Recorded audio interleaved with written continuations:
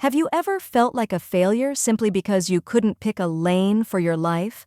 You look around and see your peers becoming seasoned experts in a single field, the career climbers who found their calling at 22, while you're still sitting there with a laundry list of interests that seem to have absolutely nothing to do with each other. The world worships the specialist. We are told to dig one well and to dig it for the rest of our lives. They call it focus. But what do they call you? They call you undisciplined. They call you a jack-of-all-trades, master of none. Or worse, they label you as lost. But I want to let you in on a secret that the most successful people of this century rarely admit. You aren't broken. You aren't unfocused. In fact, you might be sitting on the exact superpower the modern world is starving for. The problem isn't your brain. It's that you've been trying to cram your multidimensional soul into a one-dimensional box. Today, I want to tell you the story of Maya. Through her journey, we're going to dismantle the illusion of the I-shaped career and introduce you to a new model, the M-shaped path, where you become the architect of your own multitudes. Imagine for a moment that you're sitting in an interview. The room is cold. The overhead neon lights are humming with an aggressive, clinical white glow that seems to highlight every perceived flaw in your resume. Maya sat there, across from an HR manager who was squinting at his tablet like he was trying to solve a math problem with missing numbers. He looked up and said, "Maya, your background is, well, let's call it eclectic. You studied architecture, then you took a sharp turn into data science, and your last gig was a botanical consultant for a tech startup. We're looking for linchpins here. Deep, vertical expertise. You seem to be all over the place. Why can't you just pick a lane and stay in it?" Maya felt that familiar tightening in her chest. She had heard this 1,000 times. She tried to explain that she didn't see these fields as separate, that they fed into each other. But in the eyes of the man across the desk, she was just someone who couldn't commit.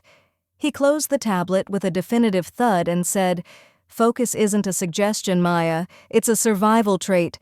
Come back when you've decided who you actually are." As Maya walked out of that building, the world around her felt like it was shifting. The hallway seemed to stretch, becoming infinitely tall and suffocatingly narrow.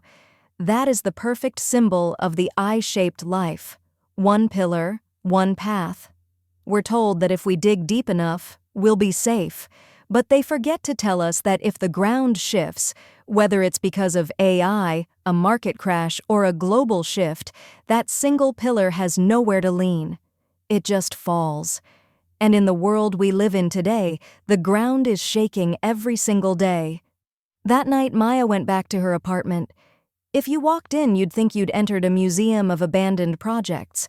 There was a half-finished drone on the coffee table. A stack of books on Renaissance art leaned against a sewing machine. On her desk, a coding terminal was still blinking with a syntax error from 3 days ago.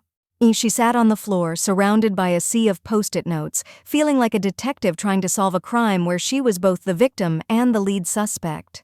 She whispered to herself, "Maybe they're right. Maybe I'm just a quitter. I'm just a dash." You know that feeling, don't you? The dash-shaped life. A flat, horizontal line. You know a little bit about everything, but you don't feel like you own anything. It's a mile wide and an inch deep. At first, it feels like freedom. You're learning, you're curious, you're exploring. But eventually, it turns into a crushing weight of anxiety. You feel like a tourist in everyone else's expertise. You're never enough for any world you enter. That's when the idea overload hits. You have so many passions and so much curiosity that you eventually just freeze. You're drowning in your own shallow water because you don't know where to start, so you don't start at all. The next day, desperate for some quiet, Maya went to the botanical gardens. She sat down to sketch a strange, ancient-looking tree. That's when she met Elias. He was in his 60s, with weathered hands that moved with the precision of a surgeon as he pruned the hedges. Elias pointed to the tree she was drawing, a ginkgo biloba. "Did you know," he said without looking up, "that this tree is a living fossil? It has survived for 200 million years. It didn't make it this long by being the best at just one thing. It survived because it is incredibly resilient to, well, everything. It's a generalist that learned exactly when and where to go deep. Maya sighed. I'm not a tree, Elias. I'm a human who can't hold a job for more than 2 years because I get bored the second I understand how it works. I'm a failure at focusing. Elias smiled, a kind, knowing smile. Boredom? That's not a flaw, Maya. That's a signal. It's your brain telling you that you've finished building that particular pillar. You aren't a quitter. You're an architect of the M. He took her to his workshop. It was a marvel of a room. One corner was a wood shop smelling of cedar and sawdust. Another was a high-end server rack humming with data, and in the middle was a massive library. He drew an eye on a glass chalkboard. This was the specialist. In the 1950s, the world was stable. If you knew how to build a carburetor, you were set for life. But look at this. He drew a flat line. This is the dash. I'm the person who knows a little of everything but can build nothing. Then he drew 3 deep, vertical pillars, connected by a broad bridge at the top, the letter M. This is the M-shaped path, he said. The secret isn't doing everything at once. That's how you burn out. The secret is serial mastery. You build 1 pillar deep, deep enough to be dangerous. You spend 6 months, a year, maybe 2. You gain fluency. And then, Elias tapped the board. You move. You use the bridge of your curiosity to cross over and build the next one. The value isn't just in the pillars, Maya. It's in the connective tissue between them. Elias explained that a programmer who only knows code is a commodity, someone easily replaced by an algorithm. But a programmer who deeply understands urban ecology and Renaissance aesthetics? Where that person isn't just a coder anymore, they are a translator, a strategist. They see patterns that the specialists, who are buried deep in their own holes, can never see. Maya began to realize that she didn't have to kill her interests, she just had to put them in a sequence. Over the next 2 years, she changed her entire approach. She picked her first pillar, systems theory.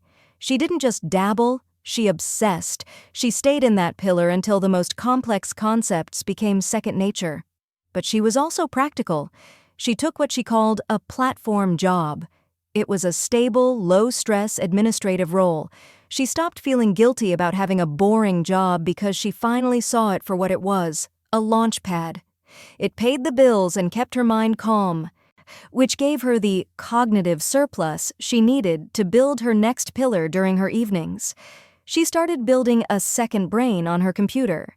Every idea about ecology, every line of code, every note on architecture was linked together. She stopped trying to hold the world in her head and started building a web of raw material that she could activate whenever she needed it. Then came the moment of truth. 2 years later, Maya found herself in a city emergency command center. The room was tense.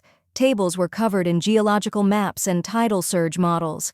Surrounding her were the great minds, lead engineers, economists, and politicians.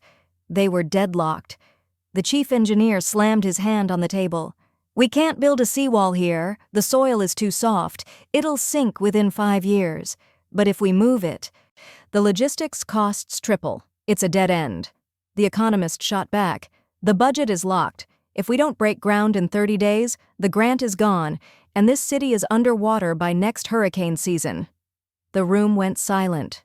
Everyone was an expert in their own pillar, but they were all looking at the world through a straw. Maya, now wearing a badge that read Integration Strategist, stepped forward. What if we don't build a wall at all? She asked. The chief engineer looked at her with pure condescension. And who exactly are you? Maya answered with a confidence she never knew she possessed. I'm the person who spent 2 years in soil science, a year in algorithmic logistics, and 6 months studying traditional Dutch water management. If we don't use concrete, if we use the biological root structures of this specific mangrove species, and we simulate the tidal flow using a fluid dynamics model from the aerospace sector, we can create a self-healing barrier. It costs 40% less, and the soil actually gets stronger over time. The room was paralyzed. They looked at the numbers she pulled up.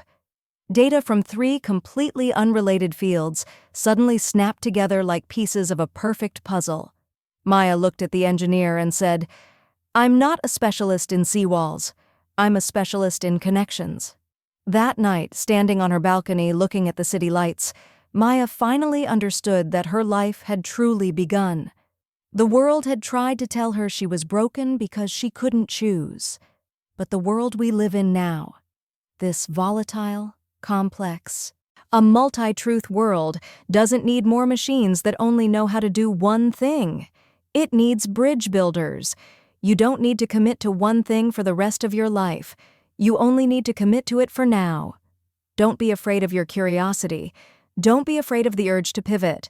Build your first pillar until it's strong. Achieve fluency, and then move. Remember, true stability doesn't come from clinging to a single skill. It comes from the ability to learn, unlearn, and connect. You are a multidimensional soul. If you don't fit into the system, it isn't because you are less than. It's because you are busy building a better system for the future. Look at the palm of your hand and imagine that letter M. It isn't a burden. It's a map. It's a promise that every interest, every passion, and every unrelated piece of knowledge you've ever gathered will one day converge into something the world has never seen before. You don't have to choose a path forever. You just have to choose a path for now. And trust me, the dots will connect. Keep building, architect. The world is waiting for your multitudes.